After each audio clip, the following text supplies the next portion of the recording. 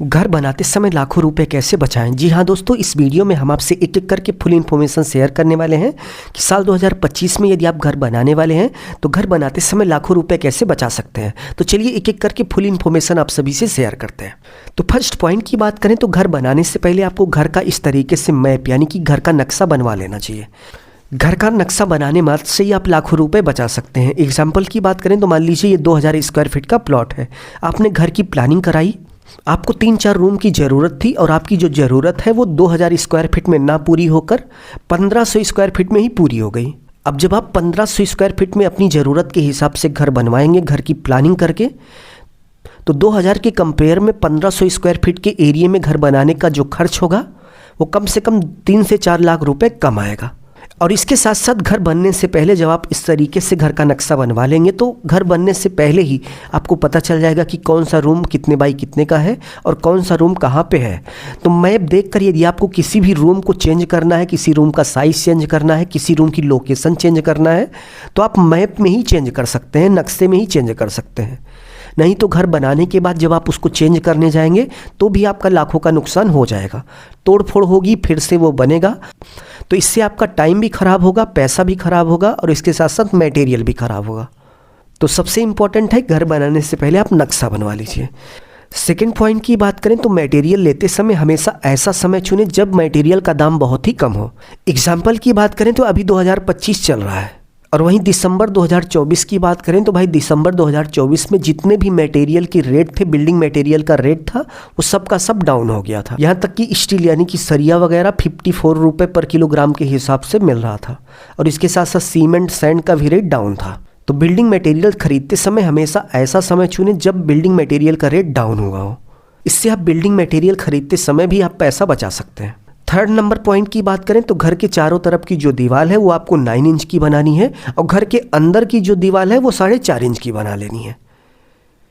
घर के अंदर की सभी दीवार, यदि आप पिलर पे घर बना रहे हैं तो घर के अंदर की सभी दीवार आप 4.5 इंच की बनवा सकते हैं, बट सेफ्टी पर्पज़ को ध्यान में रखते हुए घर के बाहर की सभी दीवार आप 9 इंच में बनवाएंगे, जिससे घर बनाने की जो लागत है वो कई गुना बढ़ जाती है। तो घर के अंदर की कोई भी दीवार आपको 9 इंच की बनाने की कोई भी ज़रूरत नहीं है, क्योंकि जब पिलर पर घर बना है तो दीवार का बहुत ज़्यादा मतलब रहता नहीं है। तो घर के अंदर की दीवार आप 9 इंच बनाकर घर की लागत ही बढ़ाएंगे। तो घर के अंदर की सभी दीवार आप 4.5 इंच में बनवाइए और बाहर की दीवार सेफ्टी पर्पज़ को ध्यान में रखते हुए 9 इंच की करवाइए। फोर्थ नंबर पॉइंट की बात करें, जब आप घर का ठेका दे रहे हो तो हमेशा ऐसे ठेकेदार को चुनिए, यदि आपको पैसा बचाना है तो हमेशा ऐसे ठेकेदार को चुनिए जो खुद काम करता हो, यानी कि कन्नी लेकर जो खुद काम भी करता हो और ठेका भी लेता हो।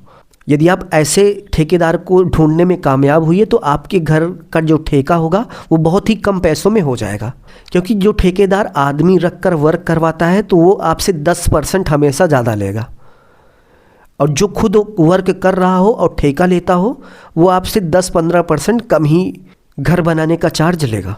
5 नंबर पॉइंट की बात करें तो बहुत सारे ठेकेदार क्या करते हैं कि डोर और विंडो के ऊपर कुछ इस तरीके से लिंटर नहीं बनाते, जिससे बाद में इस तरीके से क्रैकिंग आ जाती है। थोड़े ही समय में दीवार में इस तरीके से क्रैकिंग आ जाती है। तो घर का ठेका यदि आप दे रहे हैं तो डोर और विंडो के ऊपर इस तरीके से भाई लिंटर ज़रूर से ज़रूर बनवाइए, नहीं तो कुछ ही समय में क्रैकिंग आ जाएगी। जब आप इसका रिपेयर करेंगे तो आपका ज़्यादा पैसा नुकसान हो जाएगा। 6 नंबर पॉइंट की बात करें तो घर बनने के तुरंत बाद, यानी कि जैसे लिंटर पड़ा उसके तुरंत बाद आप स्लैब यानी कि छत की वाटर प्रूफिंग करा देंगे। बहुत सारे लोग सोचते हैं कि चलो कुछ दिनों बाद हम वाटर प्रूफिंग कराएंगे, बट बाद में क्या होता है कि वो वाटर प्रूफिंग कराना भूल जाते हैं और घर का प्लास्टर हो जाता है। प्लास्टर होने के बाद पेंट वगैरह हो जाता है और जब पहली बारिश होती है उसी समय लीकेज स्टार्ट होती है और पेंट, पुट्टी, सीलन से सब खराब हो जाती है। तो ये बहुत ही इंपॉर्टेंट वर्क है। घर बनने के बाद जो है वो पहला काम आपको वाटर प्रूफिंग कराना है, उसके बाद प्लास्टर, पेंट, पुट्टी कराइएगा, नहीं तो आप देख सकते हैं कि इसी तरीके से आपका प्लास्टर, पेंट, पुट्टी सब खराब हो जाएगा। तो इस वीडियो में बस इतना ही। इस वीडियो में जो भी बातें आपको बताई गई इन सभी को ध्यान में रखते हुए यदि आप घर बनाएंगे तो आपके घर की जो लागत है वो कई गुना बढ़ जाएगी और आप फालतू के खर्चे से बच जाएंगे। इस वीडियो में बस इतना ही। अपना ख्याल रखिए और अपने मम्मी पापा का अपने से भी ज़्यादा ख्याल रखिए। इसी भाव के साथ आप सभी से विदा लेते हैं। धन्यवाद।